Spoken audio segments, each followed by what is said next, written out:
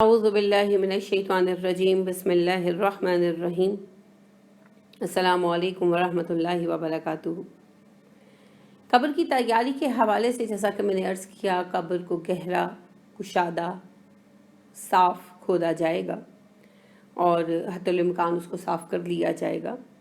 قبر کے اندر گھاس بچھائی جا سکتی ہے، البتہ باقاعدہ حکم نہیں ہے، اجازت ہے۔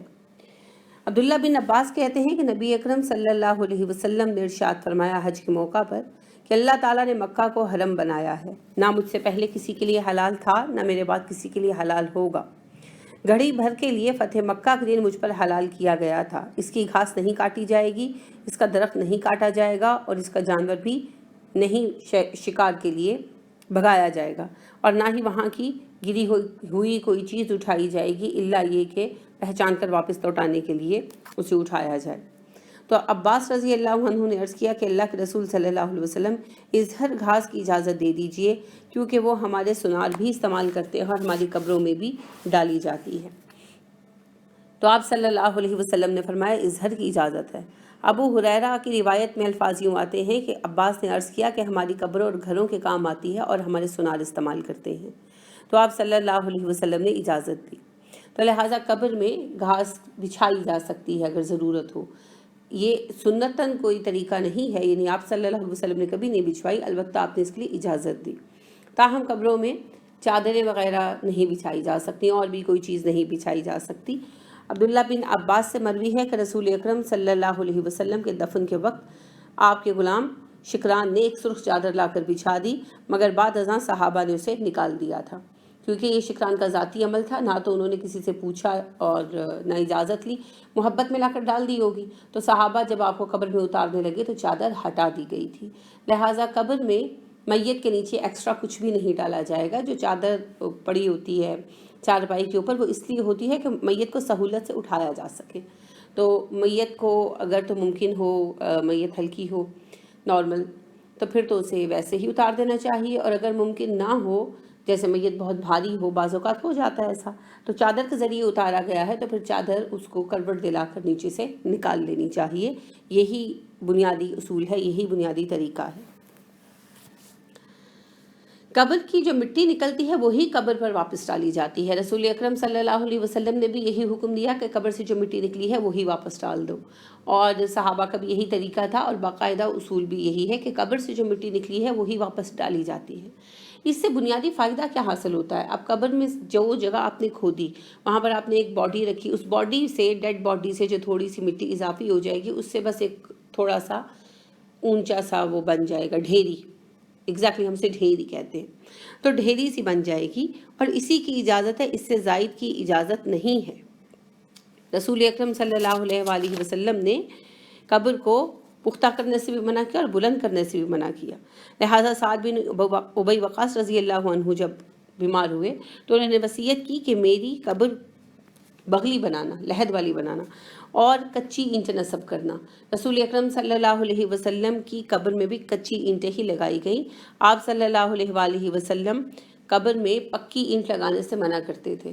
تو قبر کو پختہ نہیں کیا جا سکتا، ٹھیک ہے، لیپا جا سکتا ہے گھاس وغیرہ کے ساتھ، یا کچی اینٹ لگائی جا سکتی ہے، پکی اینٹیں لگانا منع ہے۔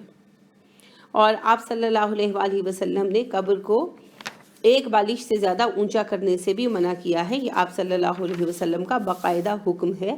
آپ صلی اللہ علیہ وسلم اس کی اجازت نہیں دیتے تھے کہ قبر کو جو ہے نا ایک بالش سے زیادہ اونچا کیا جائے۔ لہٰذا حضرت علی رضی اللہ عنہ نے ابو الحیاج اسدی سے کہا کہ کیا میں تمہیں ایک ایسے کام پر نہ بھیجوں حیاج جس پر مجھے رسول اکرم صلی اللہ علیہ وسلم نے بھیجا تھا؟ انہوں نے کہا جی ضرور، وہ کیا کام ہے؟ تو علی رضی اللہ عنہ نے ارشاد فرمایا تم ہر ذی روح کی تصویر کو مٹا دو اور ہر ایک بالش سے بلند قبر کو برابر کر دو، ٹھیک ہے؟ تو بالش کیا ہوتی ہے؟ گٹھ جس کو آپ کہتے ہیں، ایسے ہاتھ کھول کر تو ہم چھنگلی جو ہے وہ ٹکا دیتے ہیں، تو یہ 8 انچز ہوتی ہے، میکسیمم 9 انچ کر لیں بس۔ کوہان کی طرز کی قبر بنائی جاتی ہے، فلیٹ نہیں بنائی جاتی، کوہان کی طرز کی قبر بنائی جاتی ہے، اور بیچ میں سے بس وہ ایک گٹھ اونچی ہوتی ہے۔ اصل میں پھر وہی بات آ جاتی ہے کہ جو مٹی قبر سے نکلی آپ نے وہی ڈالی، تو ڈیڈ باڈی ہے نا بیچ میں، تو تھوڑی سی مٹی خود بہت زائد ہو گئی، تو جو زائد مٹی ہے وہ ایک ڈھیر کی شکل میں اکٹھی کر دی جاتی ہے۔ بس اس سے زیادہ کچھ نہیں ہے۔ حضرت جابر رضی اللہ عنہ سے مروی ہے کہ آپ صلی اللہ علیہ وسلم کی اپنی قبر بھی زمین سے صرف ایک بالشت برابر اونچی کی گئی تھی۔ اور صالح بن ابی الاحزر جو ہے وہ کہتے ہیں کہ رسول اکرم صلی اللہ علیہ وسلم کی قبر میں نے دیکھی، آپ صلی اللہ علیہ وسلم کی قبر ایک بالشت برابر اونچی تھی، ایک گٹھ اونچی تھی۔ تو اسی طرح قاسم بن محمد کہتے ہیں کہ نبی اکرم صلی اللہ علیہ وسلم اور خلفائے راشدین جو دونوں ہیں، حضرت ابوبکر صدیق رضی اللہ عنہ اور عمر فاروق رضی اللہ عنہ، میں نے ان کی قبروں کی اس حالت میں دیکھا کہ نہ وہ زمین سے بلند تھی نہ ہی ملی ہوئی تھی، کہ یعنی زمین سے بہت تھوڑی سی اونچی تھی، وہی ایک بالشت والا معاملہ۔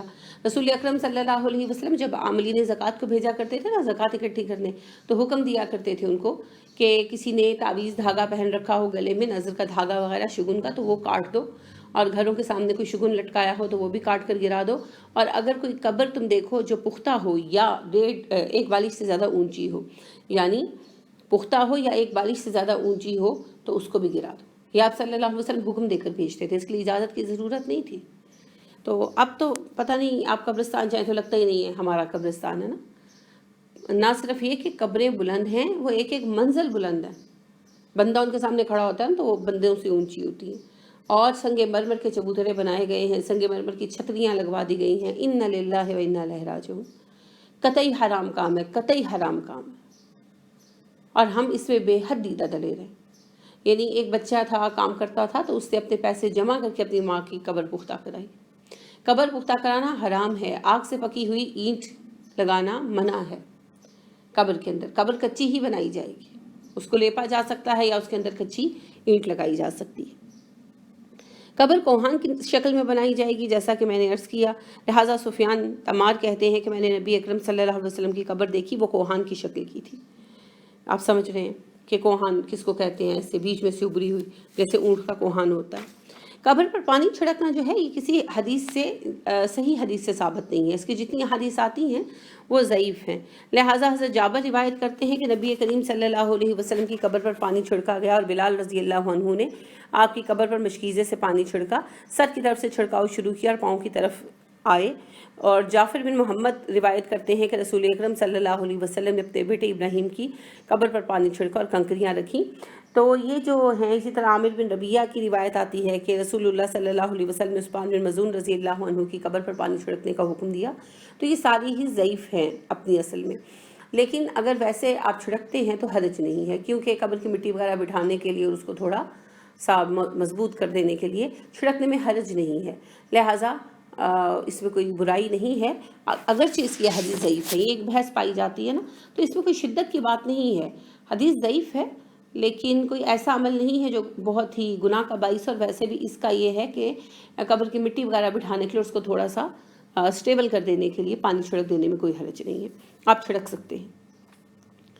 تو قبر پر بطور نشانی پتھر وغیرہ لگایا جا سکتا ہے، رسول اکرم صلی اللہ علیہ وآلہ وسلم نے بھی لگایا، لہٰذا حضرت عثمان بن مظعون جب فوت ہوئے اور ان کو دفن کیا گیا تو آپ صلی اللہ علیہ وسلم نے ایک صاحب کو ایک پتھر اٹھا کر لانے کا حکم دیا، انہوں نے کوشش کی مگر اٹھا نہیں سکے، تو رسول اکرم صلی اللہ علیہ وسلم خود اٹھا کر لائے، اور آپ صلی اللہ علیہ وسلم نے وہ پتھر حضرت عثمان بن مظعون کی قبر کے سرحانے کی طرف نصب کر دیا۔ تو اس پر حضرت عثمان کے بھائی کہتے ہیں کہ میں اس پتھر کے ذریعے اپنے بھائی کی قبر پہچان سکتا ہوں، اور اب میرے اہل خانہ میں جو وفات پائے گا میں اسے ان کے قریب دفن کر دوں گا۔ تو اس سے یہ جواز پیدا ہوتا ہے کہ قبر پر بطور نشانی پتھر وغیرہ رکھا جا سکتا ہے، کتبے نہیں لگوائے جا سکتے، کتبوں پر نام، ڈگریاں، حالات زندگی نہیں لکھوائے جا سکتے، اشعار نہیں لکھوائے جا سکتے، قطعی غیر ضروری فعل ہے اور غیر اسلامی ہے، بدعت ہے، صرف پتھر وغیرہ بطور نشانی رکھا جا سکتا ہے۔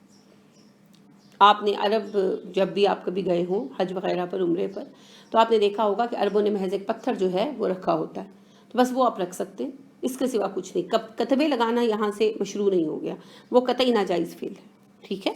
تو آپ صلی اللہ علیہ وسلم نے ایسا کیا۔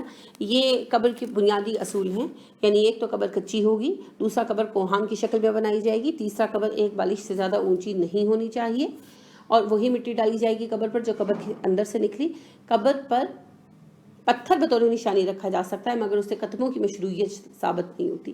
قبر پر پانی چھڑک لینے میں کوئی حرج نہیں ہے، لیکن کوئی ایسی سنت نہیں ہے کہ جس کو لازماً پورا کیا جائے، اگر رہ جائے تو بھی کوئی حرج نہیں ہے، مگر پانی چھڑک لینے سے قبر ذرا اس کی مٹی بیٹھ جائے گی۔ اللہ رب کریم ہمیں توفیق عطا فرمائے۔ آسانیوں کو قبول کرنے کی. آمین. سبحانک اللہم و بحمدک و نشہد ان لا الہ الا انت و نستغفرک و نتوب الیک. السلام علیکم ورحمۃ اللہ وبرکاتہ.